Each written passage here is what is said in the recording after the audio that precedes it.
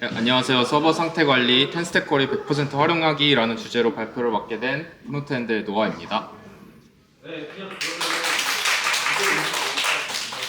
우선 발표 목차입니다. 다음과 같은 4가지 순서로 진행될 예정이며 서버 상태 관리가 등장하게 된 배경부터 텐스택 쿼리의 기본적인 활용법을 알아보고 캐싱 기간 관리 및 캐싱 로직 분리하기를 하나의 챕터로 진행을 한 다음에 마지막으로 서버 사이드 렌더링 환경에서 어떻게 텐스택 쿼리를 활용하면 좋을지에 대해서 이야기를 해보겠습니다. 저번 발표와 마찬가지로 캐싱과 관련된 기본 이론과 관련된 내용들은 간략하게 소개를 드리고 기술 사용 사례와 방법에 대해서 설명을 드려보겠습니다. 이번 발표도 코드를 중심으로 설명을 드릴 예정이므로 코드에 집중해서 봐주시면 감사하겠습니다. 가장 먼저 텐스택 쿼리의 등장 배경과 정의입니다. 왼쪽에 있는 사진의 코드는 유저의 정보를 불러오는 리액트 코드입니다. 텐스택 쿼리를 활용하지 않은 상태에서는 대개 유즈 이펙트를 활용하여 렌더링 과정에서 패치 함수를 사용해서 데이터를 불러옵니다. 텐스택 쿼리를 사용해본 입장에서는 불편한 점들이 한두 가지가 아닙니다. 먼저 매 요청마다 상태, 로딩이나 에러 등을 직접 관리를 해야 되고요. 또한 이 과정에서의 데이터 캐싱 과정도 직접 구현해야 합니다. 뿐만 아니라 불러온 서버 상태를 캐싱한 뒤에 전역으로 공유하기 위해서는 상태 관리를 위한 기법을 추가로 개발해야 합니다.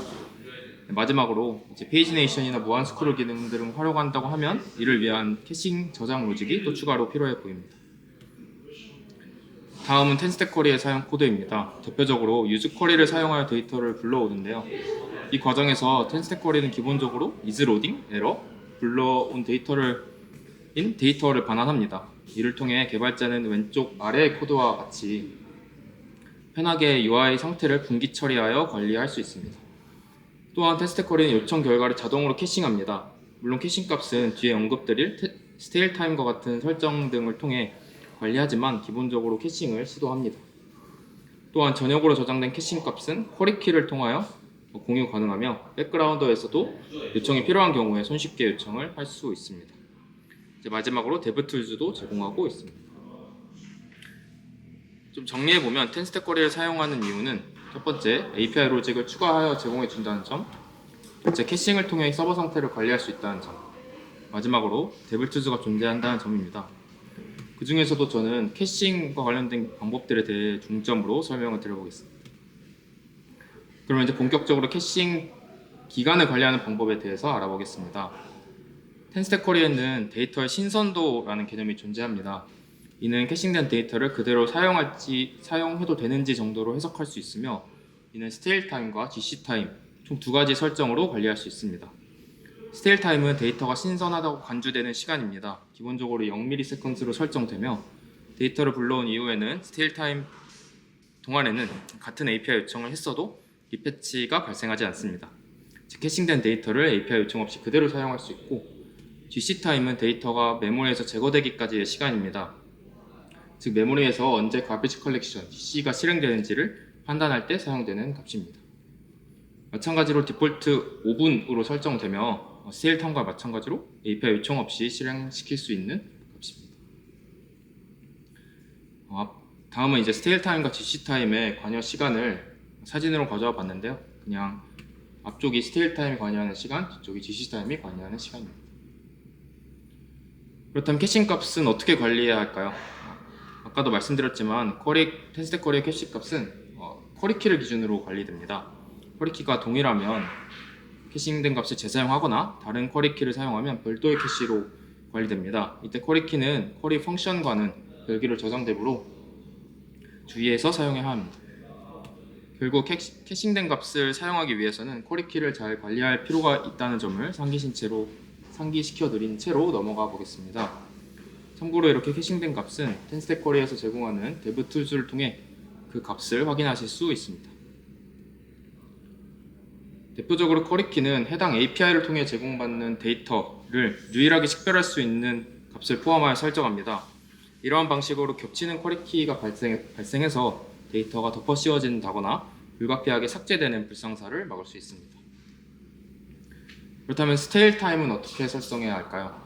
스테일 타임은 데이터의 신선도를 파악하는 만큼 해당 데이터의 특징에 대해서 깊게 관찰해 보아야 합니다. 기본적으로 제공하는 디폴트 값을 사용하는 것도 좋지만 효율적이고 효과적으로 제공하기 위해서 효율적으로 효과적으로 캐싱된 데이터를 사용하기 위해서는 특정 기간 동안 데이터를 캐싱해 두어야 합니다. 예시로 다음 사진은 제가 실제로 서비스에서 제작한 컴포넌트이며 하루 동안 반환 데이터가 바뀌지 않는 데이터로 이루어져 있습니다. 자정을 기준으로 데이터가 바뀐다면 이를 반영하여 쿼리키에 해당 날짜 값을 넣어주면 될 것 같습니다. 또한 최대 하루 동안 데이터를 저장하여 같은 날짜에 저장한 데이터이므로 같은 날짜에 저장한 데이터는 캐싱된 값을 넣어주면 될 것 같습니다. 이때 제가 최대 하루라는 단어를 사용했는데요. 캐싱된 값이 변경되지 않는 최대 기간을 생각해 보시고 이를 스테일 타임으로 지정하는 것이 제가 생각하는 스테일 타임을 지정하는 꿀팁입니다. 또 다른 상황입니다. 마찬가지로 저희 서비스의 사진으로 특정 데이터의 상세 정보를 보여주는 페이지입니다. 쿼리키는 마찬가지로 해당 데이터를 식별할 수 있는 ID 값을 토대로 지정하면 되겠습니다. 다만 스테일 타임의 경우는 이야기가 조금 다릅니다. 상세 정보는 지속적으로 데이터가 바뀝니다. 유저가 접속하면 조회수 정보가 올라갈 뿐만 아니라 내가 아닌 다른 사용자의 인터랙션에 의해 데이터가 수시로 변화합니다. 이때 스테일 타임을 0보다 큰 값으로 설정하면 다른 유저가 데이터를 수정하였을 때 해당 데이터가 반영되지 않을 수 있습니다. 예를 들면 상대방이 댓글을 눌렀는데 저는 댓글이 안 보이는 불상사가 발생할 수 있죠. 따라서 이러한 경우에는 스테일 타임을 0으로 두어서 캐싱하지 않는 것이 바람직합니다. 다음으로 데이터를 관리하는 방법으로 넘어가 보겠습니다. 앞에서 살펴본 바에 의하면 쿼리키와 스테일 타임, GC 타임을 등의 옵션이 굉장히 중요해 보입니다. 하지만 이렇게 하나의 API만을 사용하더라도 여러 군데에서 사용할 수 있습니다. 예를 들면 왼쪽에 보이는 코드는 특정 데이터의 상세 정보를 가져오는 유즈 쿼리문입니다. 해당 쿼리는 상세 정보 페이지라던가 데이터를 수정하는 수정 페이지, 상세 정보를 보여주는 모달에서도 쓰일 수 있습니다. 마지막으로 관리자 페이지에서도 쓸 수 있습니다. 이러한 모든 경우에 대해 공통된 쿼리키와 스테일 타임과 같은 옵션을 제공해야 합니다. 지금부터는 제가 이러한 데이터를 관리하는 방법에 대해서 집중적으로 설명을 드려보겠습니다. 가장 먼저 쿼리에서 공통 로직이란 무엇인지를 생각을 해보았습니다. 총 세 가지가 있는 것 같습니다. 첫 번째는 쿼리키, 두 번째는 쿼리 펑션, 세 번째는 스테일 타임과 GC 타임과 같은 앞으로는 쿼리 옵션이라고 불러보겠습니다. 참고로 이번 쿼리 펑션에 대해서는 관리 방법을 따로 설명드리진 않습니다. 보통 쿼리 함수는 비동기 함수로 따로 관리해서 파일로 관리하시기 때문에 불필요하다고 생각을 했습니다.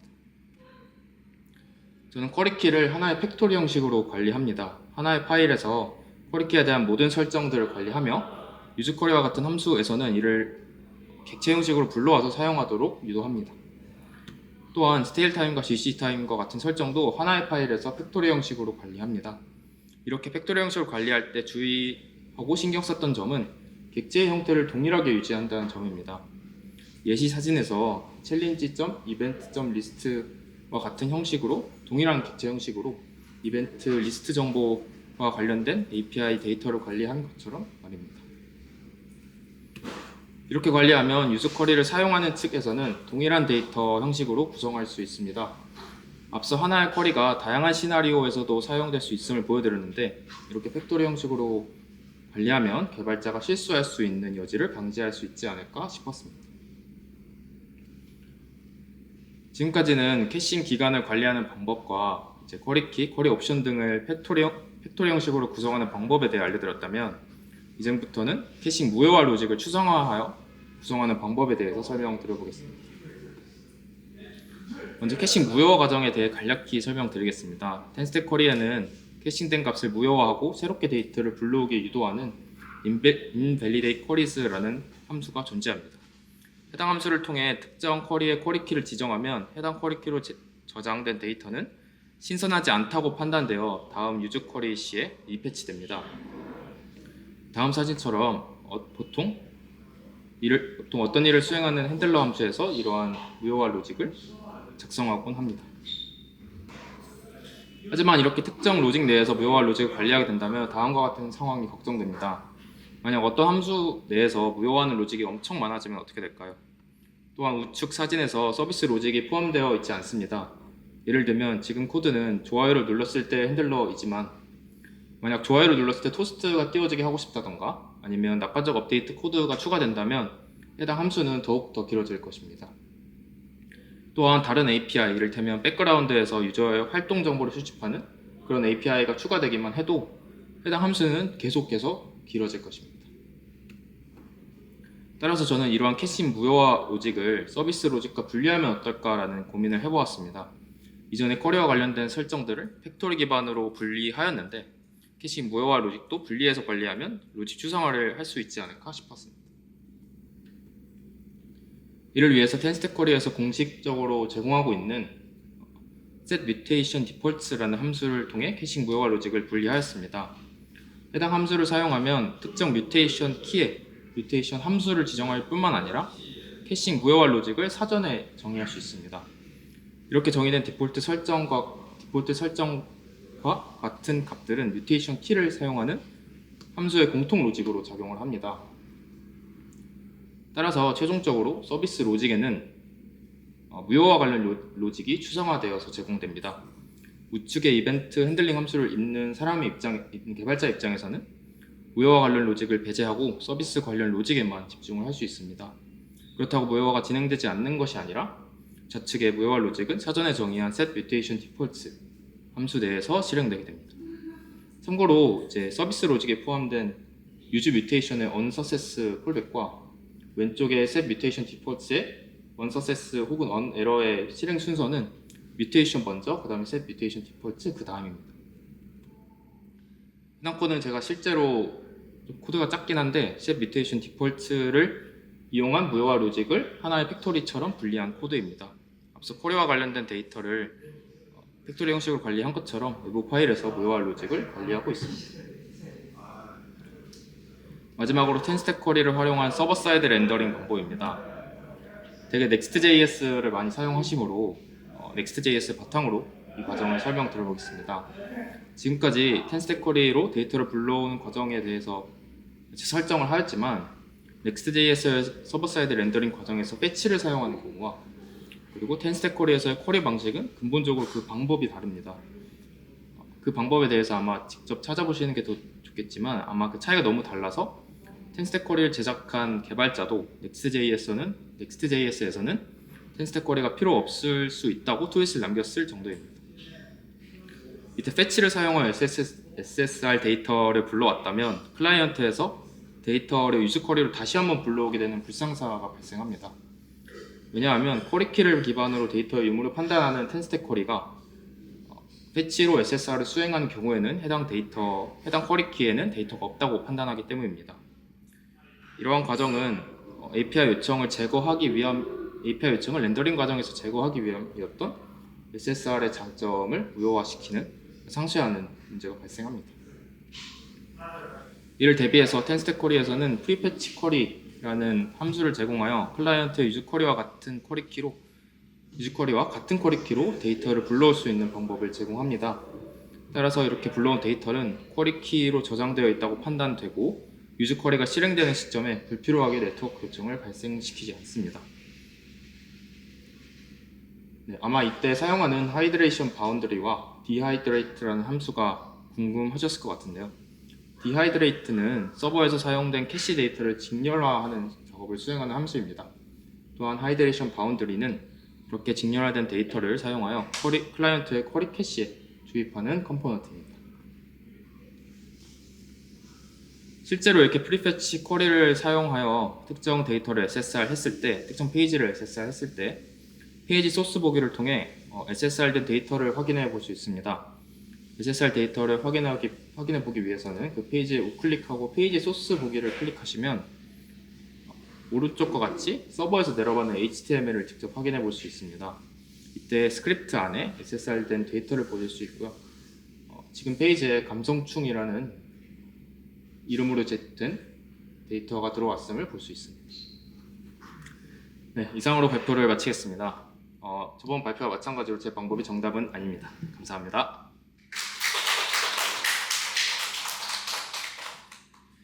질문 있으시면 해주시면 감사하겠습니다.